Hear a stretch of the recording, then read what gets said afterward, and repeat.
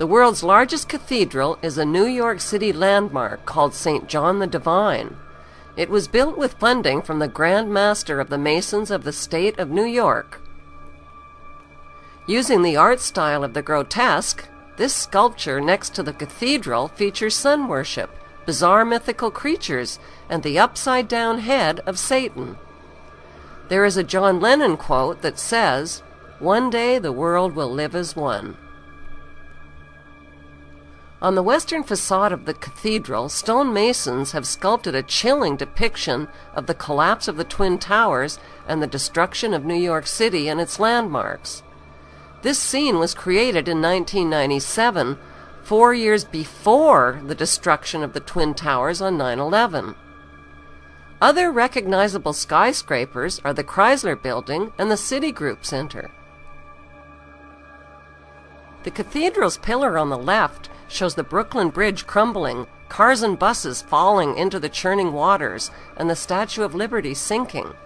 Beneath this horrifying prophecy is the New York Stock Exchange, with street people selling all around it.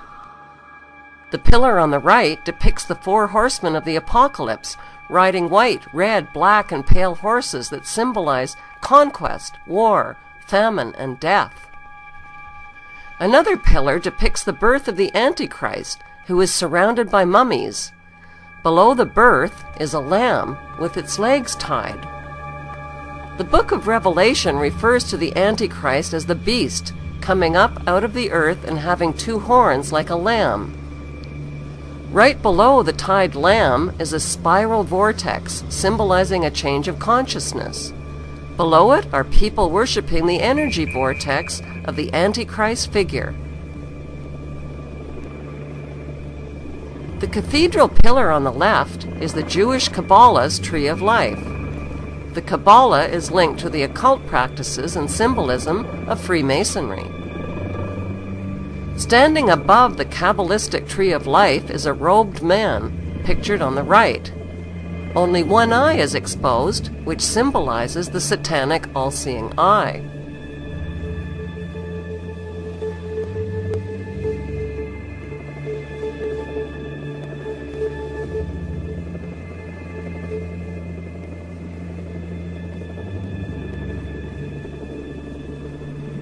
Our second stop in New York City is the United Nations headquarters, which was built in 1945 and financed largely by John D. Rockefeller. Inside UN headquarters is an ominous meditation room. The custodian of the meditation room is Lucis Trust Company. At one time, the Lucis Trust was located at 666 United Nations Plaza and was formerly named Lucifer Publishing Company. The Rockefeller-funded UN Meditation Room is 33 feet long and 18 feet wide. 18 feet is 6 plus 6 plus 6. The small, dimly lit, windowless room was built in the shape of a pyramid that is laying on its side. At the center of the room is a 4-foot-high, black, casket-shaped stone slab which weighs 6.5 tons. And is extremely magnetic and rests on a concrete pillar.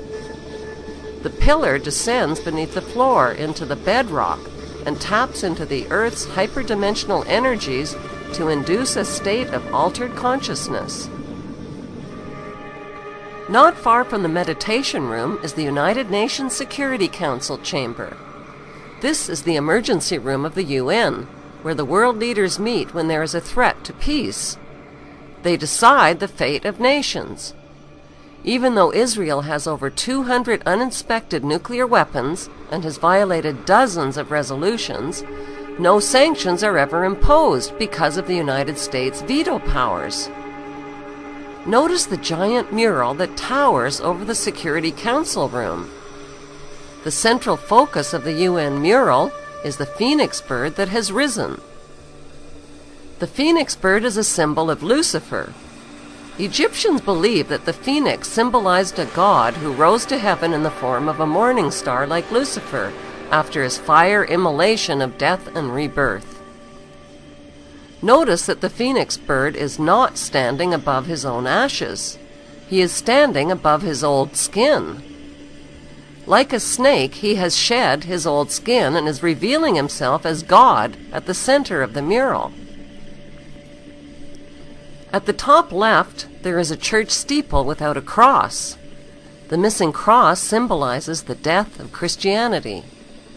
Below, a woman receives the rays of the sun god, while the man in front of her plays Pan's flute.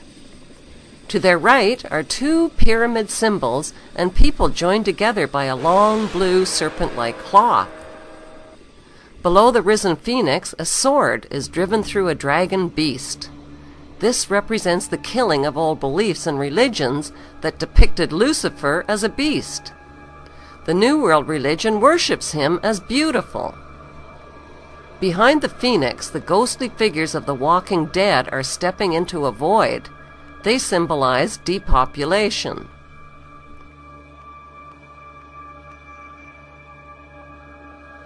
On the right panel, the pale horse from the book of Revelation is the bringer of death to humanity through weapons, hunger, and disease. The man is releasing him. The chained black man represents slavery, while the top panel of the mural shows a technologically advanced white race who control industry, art, and science. In this post-apocalyptic mural, the military man standing on the tail of the beast represents worldwide military power. He tips his helmet to the elite, who are climbing out from underground cities where they safely hid from the apocalypse. In the main oval panel above the phoenix bird, a woman is holding flowers. She is the bride in a wedding ceremony. Who are these newlyweds that are kneeling submissively beneath the serpent in the overhead tree? Could the newlyweds symbolize William and Kate?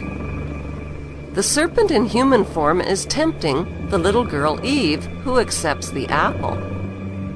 On the right side of the top panel, a reptilian green creature with scaly skin is dancing with a naked woman while musicians entertain him. The general message of the UN's Phoenix Rising mural is that humanity is stepping into a new Luciferic reality. Beneath this disturbingly prophetic mural, world leaders make global decisions that affect the lives of nearly 7 billion people.